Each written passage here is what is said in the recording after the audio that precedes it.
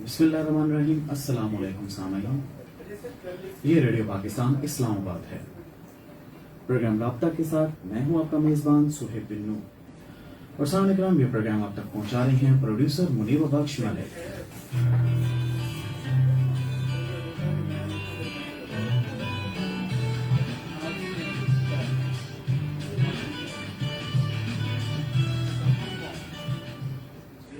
اور سامعین کرام آج کے پروگرام میں بھی ہم ایک اہم موضوع پہ گفتگو کریں گے اور بات ہوگی ہماری جو وسطی ایشیائی ریاستیں ہیں ان سے پاکستان کے تعلقات کیسے ہیں, ہم کیسے ان کے ساتھ اپنے رابطے مزید مستحکم کر سکتے ہیں, اور ہمارے جو رستے ہیں جو کہ سی پیک کے رستے وہاں پہ جا کے ملتے ہیں, جن کے ذریعے ہم چاہتے ہیں کہ تجارت بھی ہو, جن کے ذریعے ہم چاہتے ہیں دو طرفہ روابط مستحکم ہو, جن کے ذریعے ہم چاہتے ہیں کہ ہم ایک دوسرے ممالک کی معیشتوں کو سہارا دے سکیں اور اس سے استفادہ حاصل کر سکیں. تو سامعین کرام آج ہمارے ساتھ موجود ہیں قومی اور بین الاقوامی امور کے ماہر تجزیہ کار اور کرنل خالد تیمور اکرم صاحب. ان سے آج ہم خصوصی گفتگو کریں گے اور آج جو ہماری گفتگو کا محور ہوگا وہ یہی ہوگا کہ وسطی ایشیائی ریاستوں کے ساتھ کس طرح سے ہم اپنے تعلقات کو مستحکم کرتے ہوئے مزید ہم راہیں ایسی کھود سکتے ہیں, ایسی راہیں اپنا سکتے ہیں کہ جس سے تمام کے تمام ممالک جو ہیں وہ استفادہ کر سکیں. کرنل صاحب آپ کو سب سے پہلے تو بہت بہت خوش آمدید. بہت شکریہ جی, thank you very much. Colonel صاحب اگر ہم سب سے پہلے سوال کرنا چاہیں, ایک حالیہ ایک کانفرنس بھی ہوئی اور اس کے ریلیونٹس ہم نے دیکھا کہ کئی قراردادیں بھی پیش کی گئیں, central Asia south Asia connectivity conference. اس حوالے سے بتائیے گا, ہم نے دیکھا کہ اس میں کئی ایسے ممالک ہیں جو کہ ساؤتھ ایشیا کے بھی ہیں, سینٹرل ایشین اسٹیٹس بھی ہیں, اور یہ آپس میں بیٹھ کے ہمارے جو اپنے مسائل تھے انہیں دور کرنے کی بات کر رہے تھے. کوششیں یہ ہو رہی تھیں کہ ہم کس طرح سے ایک دوسرے کی معیشتوں کو سہارا دیں, ہم کس طرح سے ایک دوسرے کے ہاتھ کو تھامتے ہوئے آگے بڑھ سکیں, اور ایک جو مشترکہ ترقی ہے اور دو طرفہ جو تعلقات ہیں اور تمام جو ممالک ہیں بیٹھ کے آپس میں بیٹھیں اور اپنے مسائل خود حل کر سکیں. کیا کہیں گے؟ جی تھینک یو ویری مچ. سب سے پہلے تو میں یہ آپ کو بتاتا چلوں کہ جولائی 2021 میں یہ سینٹرل ساؤتھ ایشیا کنیکٹیوٹی کا جو کانسیپٹ ہے وہ شروع ہوا. سینٹرل ساؤتھ ایشیا کنیکٹیوٹی کا کانسیپٹ اس طرح شروع ہوا کہ پریزیڈنٹ شوکت مرزیوف جو ازبکستان کے صدر ہیں, انہوں نے جولائی 2021 میں انہوں نے ایک کانفرنس بلائی جس میں پاکستان نے شرکت کی, اور پاکستان نے اس آئیڈیا کو انڈورس کیا تاشکند کے اندر, اور تاشکند کے اندر ایک ڈاکومنٹ سائن ہوا جس میں سینٹرل ایشیا اور ساؤتھ ایشیا کے ممالک نے اس بات پہ ایگری کیا کہ جی سینٹرل ساؤتھ ایشیا کنیکٹیوٹی کو ڈیولپ کیا جائے تاکہ تجارت کو اور پیپل ٹو پیپل کانٹیکٹ کو فروغ دیا جائے. اس پہ پچھلے ایک سال کافی زیادہ کام ہوا, اور پھر 11 جولائی ابھی جو گزری ہے اس سال کی 2022 میں 11 جولائی کو یو این جنرل اسمبلی نے ایک اسپیشل ریزولوشن پاس کی جس کا متن یہ تھا کہ جو کہ سینٹرل اور ساؤتھ ایشیا کنیکٹیوٹی سے ریلیٹڈ تھی. یہ والا جو یو این جنرل اسمبلی کے اندر جو ڈاکومنٹ پیش کیا گیا وہ عبدالعزیز کملوف جو کہ اسپیشل ریپرزینٹیٹیو ہیں ازبکستان کے پریزیڈنٹ کے آن فارن پالیسی ایشوز پہ, انہوں نے نیو یارک میں جنرل اسمبلی میں یہ ڈاکومنٹ پیش کیا. اس ڈاکومنٹ کے مطابق جو ریجنل کنیکٹیوٹی ہے اس کو انہینس کیسے کیا جائے, اس پہ یو این جنرل اسمبلی میں نہ صرف بات چیت ہوئی بلکہ ایک اڈاپشن ایک ریزولوشن کو اڈاپٹ کیا گیا جس کا پاکستان بھی حصہ ہے. یہ میں آپ کو بتاتا چلوں کہ سی پیک کے حوالے سے, سی پیک پاکستان کے لیے ایک انتہائی اہم پروجیکٹ ہے اور جو کہ ابھی اپنے تکمیل کے مراحل میں ہے, اور سی پیک کا جو اینڈ یوزر ہے یا سی پیک کو جو دیگر ممالک استعمال کریں گے سی پیک کے روٹ کو, وہ نہ صرف چائنا ہے بلکہ وسطی ایشیا کے ممالک ہیں جس میں ازبکستان, تاجکستان, کرگز ریپبلک, ترکمینستان اور قزاقستان شامل ہیں. یہ کیونکہ ڈبل لینڈ لاک کنٹریز ہیں اور ان کو عربین سی تک اور انڈین اوشن تک جو ایکسیس ہے وہ سی پیک کے حوالے سے دی جائے گی. اور سی پیک تک پہنچنے کے لیے سینٹرل ساؤتھ ایشیا کا جو کانسیپٹ ہے وہ ازبکستان کے صدر شوکت مرزیوف نے وہ دیا. یہ جو یو این کے اندر ریزولوشن پاس ہوئی اس کے اندر یہ بھی ہوا کہ سینٹرل اور ساؤتھ ایشیا کے جو ممالک ہیں وہ مل کے کامن چیلنجز اور تھریٹس کے اوپر کام کریں گے. کامن چیلنجز جو ہیں وہ صرف سیکیورٹی کے نہیں ہوتے, اس میں نان ٹریڈیشنل سیکیورٹی تھریٹس بھی ہیں, جس میں کلائمیٹ چینج بھی ہے, جس میں اور بہت ساری چیزیں ہیں. اور ان ملکوں سے ٹریڈ بڑھانے کے لیے آپ نے نہ صرف سڑکیں بنانی ہیں بلکہ آپ نے ویزا کو آسان کرنا ہے, آپ نے کرنسی ایکسچینج ایگریمنٹس کرنے ہیں,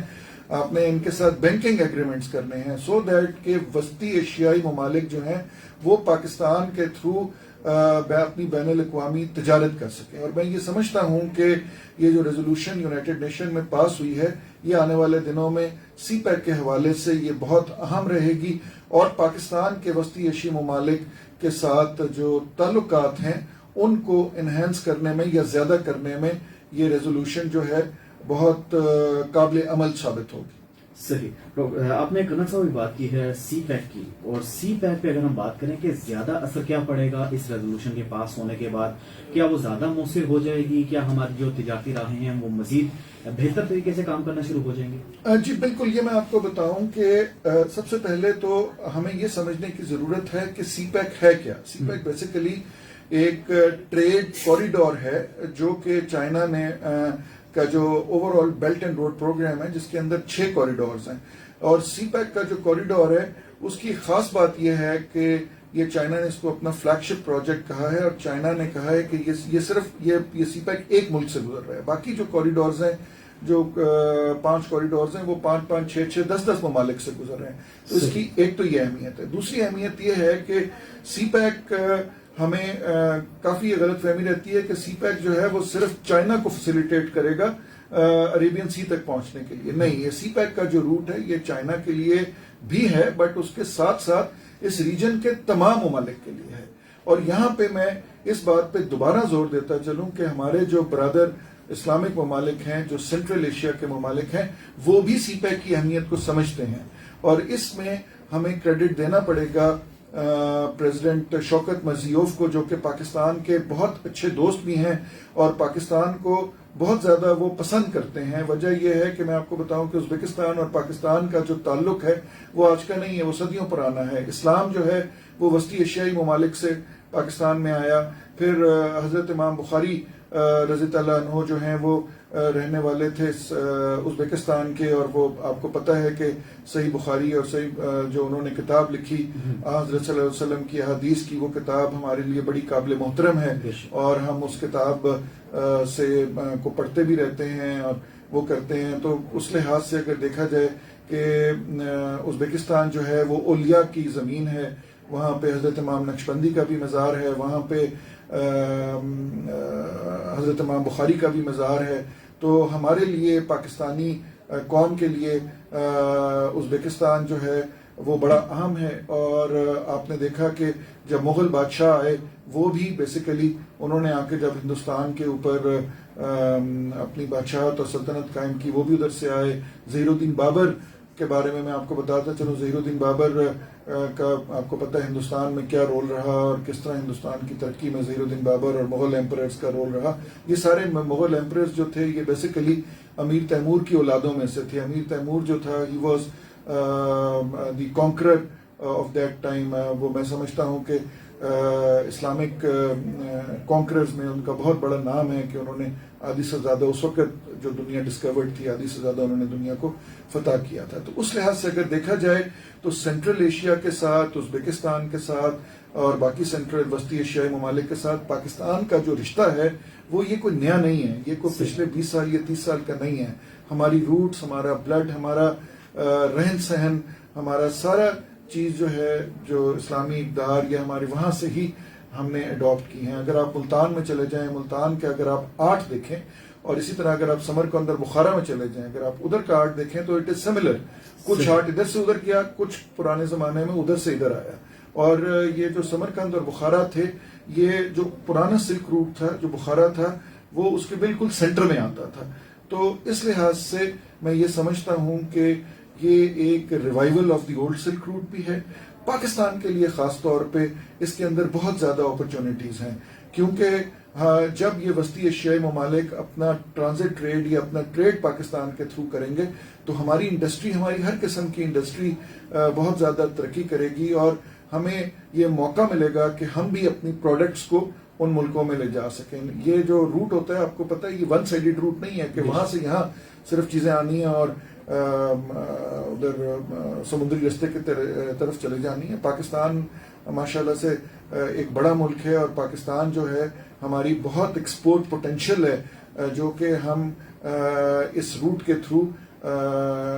سینٹرل ایشیا کی، وسطی ایشیائی کی مارکیٹ کو ہم زیادہ سے زیادہ ایکسپلور کر سکتے ہیں۔ آپ نے بالکل درست فرمایا کہ ہم زیادہ سے زیادہ اسے ایکسپلور کر سکتے ہیں، اور پاکستان اللہ کا شکر ہے کہ قدرت کا ایک ایسا تحفہ دیا گیا ہے ہم تمام پاکستانیوں کو کہ جس میں ہمیں چاروں موسم ملتے ہیں، جس میں ہمیں ہر طرح کے اجناس ملتے ہیں، ہر طرح کے پھل سبزیاں ملتے ہیں جو کہ دنیا کے کئی ایسے ممالک ہیں جہاں پر نہیں ہیں۔ تو یہ اللہ کا خاص کرم ہے ہم سب پہ، اور جس طرح سے ہمارا ایک محل وقوع ہے جو ہماری لوکیشن ہے، اس سے بھی ہم دیکھتے ہیں کہ پاکستان پورے کے پورے ایشیا کو سپورٹ کرنے کے لیے اور آگے وسطی ایشیا ریاستوں کو سپورٹ کرنے کے لیے ایک کلیدی کردار ادا کر سکتا ہے۔ سامعین کرام، آپ سماعت فرما رہے ہیں رابطہ پروگرام میں ہوں آپ کا میزبان سہیل بن نور، ریڈیو پاکستان اسلام آباد سے، اور ریڈیو پاکستان پاکستان کی پہچان۔ ہمارے ساتھ موجود ہیں کرنل خالد تیمور اکرم صاحب، جو کہ قومی اور بین الاقوامی امور کے ماہر تجزیہ کار ہیں، اور آج ہم خصوصی گفتگو کر رہے ہیں پاکستان کی وسطی ایشیائی ریاستوں سے تعلقات پر، اور خاص طور پر جو ہماری تجارتی پالیسی ہے سی پیک کے ذریعے ہم کس طرح سے ممالک میں جائیں گے اور کس طرح سے ہم ان ممالک کے ساتھ تجارت کر سکتے ہیں، اپنے دیگر روابط کو مستحکم کر سکتے ہیں، اور خاص طور پر جو بھی ہمارے شعبہ جات ہیں ان میں ہم کس طرح سے مل کر ترقی کر سکتے ہیں۔ کرنل صاحب، اگر میں بات کرنا چاہوں، جیسے ابھی آپ بات کر رہے تھے کہ ہماری مصنوعات وہاں پہ جا سکتی ہیں، وہاں کی مصنوعات یہاں پہ آ سکتی ہیں، تو آپ کے خیال میں آپ چونکہ وہاں پہ کئی ممالک کا دورہ بھی کر چکے ہیں، تو ایسی کون سی پاکستانی مصنوعات ہیں کہ جن میں وہ یا وہاں کے مقامی افراد بہت زیادہ دلچسپی بھی لیتے ہیں اور وہ چاہتے ہیں کہ پاکستان کی یہ مصنوعات ہمارے پاس پہنچنی چاہیے؟ جی، سب سے پہلے تو میں آپ کو ایک اور انٹرسٹنگ اس علاقے کے بارے میں بات بتاؤں کہ ہماری لینگویج جو اردو لینگویج ہے، اس کے اور ازبک لینگویج کے تقریباً 1000 سے زیادہ سملر ورڈز ہیں۔ تو جس کی وجہ سے جب ہم ازبکستان جاتے ہیں یا اس ریجن میں جاتے ہیں تو وہاں پہ جو زبانیں بولی جاتی ہیں although وہ ڈفرینٹ ہیں، لیکن بہت سارے ہمارے الفاظ آپس میں ملتے ہیں جس میں ایک دوسرے کی بات سمجھنے میں اتنی زیادہ مشکل نہیں ہوتی۔ ہماری جو انڈسٹری ادھر سے ادھر جا سکتی ہے، اس میں سب سے بڑی فارماسوٹیکل انڈسٹری ہے، وہاں پہ فارماسوٹیکل کا بہت زیادہ سکوپ ہے، اور ہماری بہت ساری ادویات ادھر جا بھی رہی ہیں۔ اس کے علاوہ ہماری سپورٹس انڈسٹری جو ہے وہ بھی ادھر جا سکتی ہے اور جا رہی ہے۔ سپورٹس گڈس کی انڈسٹری، سرجیکل جو آئٹمز بنتے ہیں آپریشنز کے لیے، اس کی وہاں پہ بہت مانگ ہے ہماری۔ اس کے علاوہ پاکستانی فٹ بالز کی فیکٹری جو ہے، کیونکہ اس ریجن میں وسطی ایشیائی ممالک میں فٹ بال بڑا مقبول کھیل ہے، اور پاکستانی فٹ بال ادھر بہت زیادہ مقبول ہے، فٹ بال کی بھی وہاں پہ فیکٹری لگ رہی ہے۔ اس کے علاوہ ہماری ٹیکسٹائل انڈسٹری جو ہے، ہمارے جو ٹیکسٹائل گڈز ہیں وہ بھی ادھر جاتی ہیں اور جا رہی ہیں۔ میں آپ کو ایک اور بات بتاتا چلوں ان ممالک کے بارے میں کہ جس طرح ازبکستان ہے، جو ازبک کاٹن ہے وہ دنیا کی بیسٹ کاٹنز میں سمجھی جاتی ہے، اور ازبک کاٹن پاکستان میں بھی آ رہی ہے، اور وہاں سے جو کاٹن یارن ہے وہ پوری دنیا کو ایکسپورٹ ہو رہی ہے۔ تو پاکستانی جو اسمال اینڈ میڈیم انڈسٹری ہے، خاص طور پہ جو ہماری سیالکوٹ کے اندر، گجرانوالہ کے اندر جو ہم گولڈن ٹرائنگل کہتے ہیں، گجرانوالہ، سیالکوٹ، فیصل آباد، وزیر آباد کے علاقے جو ہیں، وہاں پہ جتنی ہماری کاٹیج انڈسٹری اور ہماری اسمال اینڈ میڈیم انڈسٹری ہے، اس کے لیے وہاں پہ بہت زیادہ اسکوپ ہے۔ اس کے علاوہ ہمارے یہاں سے سبزی، فریش فروٹس اور فریش جو ویجیٹیبلز ہیں، ان کی بھی ادھر بہت زیادہ مانگ ہے۔ پیاز بھی ادھر سے جاتا رہا ہے، آلو بھی جاتا رہا ہے۔ اب کیونکہ افغانستان کی صورتحال جو ہے وہ کچھ بہتر ہے، اور ٹرانزٹ ٹریڈ جو ہے وہ کھلی ہوئی ہے، اور جو ابھی افغان حکومت ہے طالبان کی، وہ بھی ٹرانزٹ ٹریڈ کو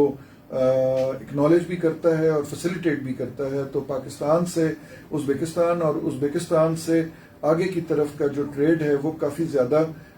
ہو رہا ہے۔ میں وسطی ایشیائی ممالک کے بارے میں ایک یہ بھی بات بتاتا چلوں کہ ہمارے لیے جو جس طرح وسطی ایشیائی ممالک سے وایا افغانستان جو روٹ ادھر آتا ہے، تو پورے ساؤتھ ایشیا کے لیے جو ایک ونڈو ہے وہ پاکستان ہے۔ مطلب اگر انہوں نے ساؤتھ ایشیا میں تجارت کرنی ہے یا انٹر ہونا ہے تو وہ تھرو پاکستان انٹر ہونا ہے. اسی طرح جب ہم افغانستان کے تھرو انٹر ہوتے ہیں وسطی ایشیائی ممالک میں تو جو ہمارے پاس اس وقت ایک شارٹ لینڈ روٹ ہے وہ تھرو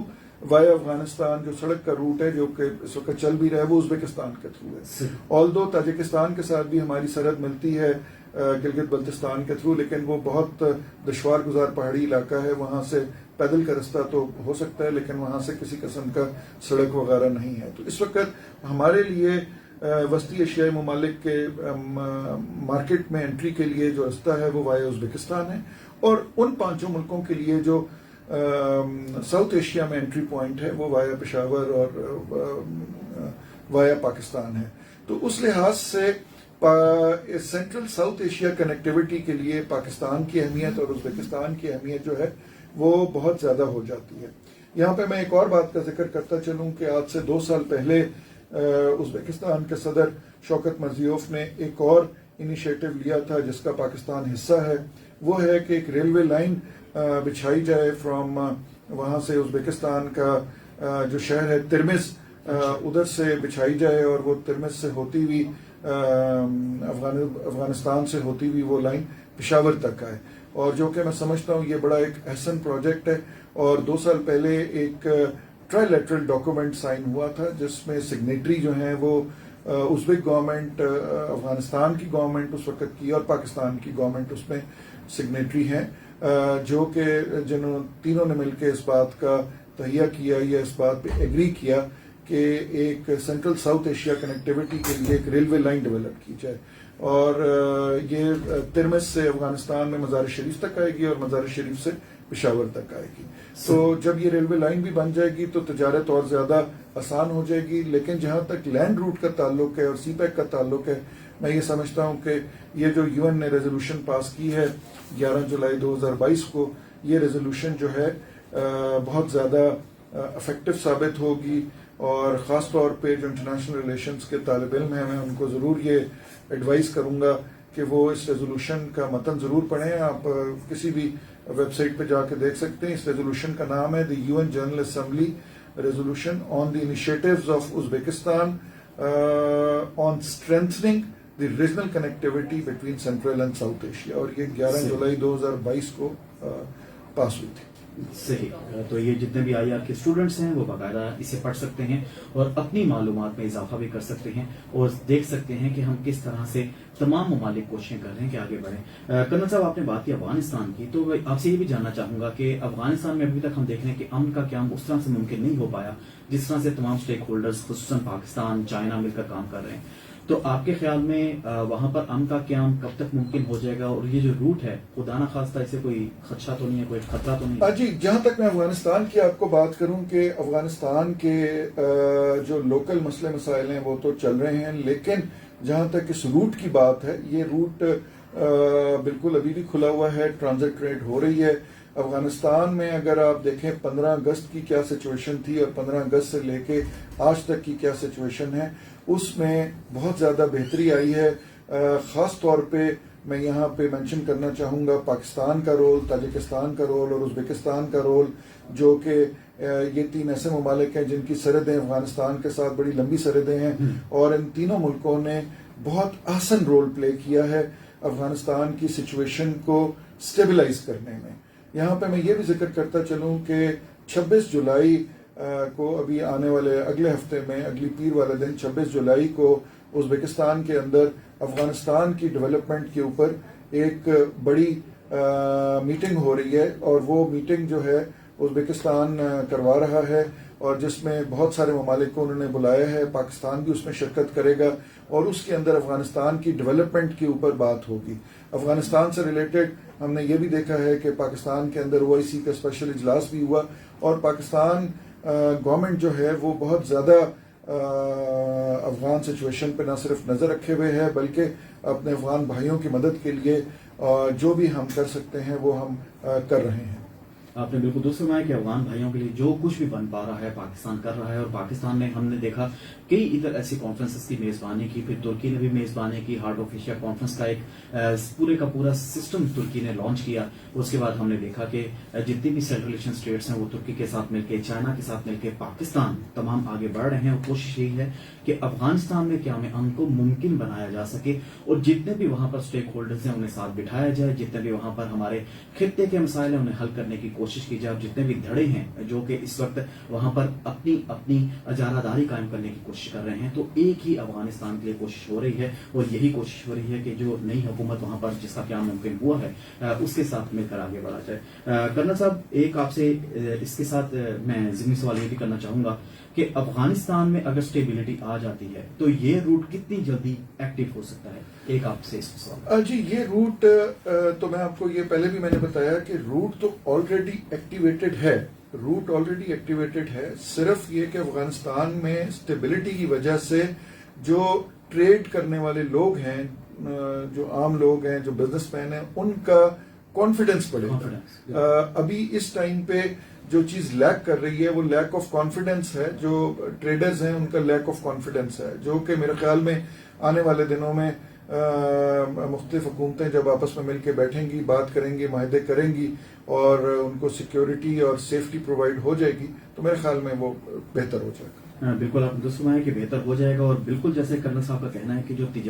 ताजिर हैं वो उनकी यही कोशिश होती है कि जब भी वो सरमायाकारी करें या तिजारत करें तो उनकी तिजारत भी महफूज हो, उनका पैसा भी महफूज हो, और इसके अलावा वो किसी भी किस्म की अगर सरमायाकारी कर रहे हैं तो उसे कोई जीच ना पहुंचे, कोई नुकसान ना पहुंचे। तो यही कोशिश होती है। बहुत हमने अहम नुकता उठाया कि अगर यहाँ पर क्या में अहम मुमकिन हो जाता है, उज्बेकिस्तान हो, ताजिकिस्तान हो, पाकिस्तान हो, तुर्की हो, चाइना, अगर ये मिलकर काम करें तो वहां पर जो ताजिर बरादरी है, जो सरमायाकार हैं, उनका भी एतमाद बहाल होगा और वो खुलकर तिजारत कर सकते हैं। और जो हम बात करते हैं कि फुली ऑपरेशनल रूट, वो फिर इंशाल्लाह तभी मुमकिन हो सकता है। सामने इकराम, रेडियो पाकिस्तान के इस्लामाबाद स्टेशन से आप समाअत फरमा रहे हैं राब्ता प्रोग्राम। मैं हूं आपका मेजबान सुहेब बिन नूर। ये प्रोग्राम आप तक पहुंचा रही हैं प्रोड्यूसर मुनीब बख्श मालिक, और आज हमारे साथ मौजूद हैं स्टूडियो में कर्नल खालिद तैमूर अकरम साहब, जो कि IR एक्सपर्ट हैं। और आज हमारी खुसूसी गुफ्तगू हो रही है सेंट्रल एशियन स्टेट्स के हवाले से कि हम अपने रवाबित कैसे मुस्तहकम कर सकते हैं, हम अपनी तिजारत को कैसे मुस्तहकम कर सकते हैं, और जो नया सी पैक का रूट है उससे जुड़े हुए जितने भी कॉरिडोर्स हैं हम इन पर किस तरह से काम कर सकते हैं और किस तरह से इन्हें मंतकी अंजाम तक पहुंचाया जा सकता है।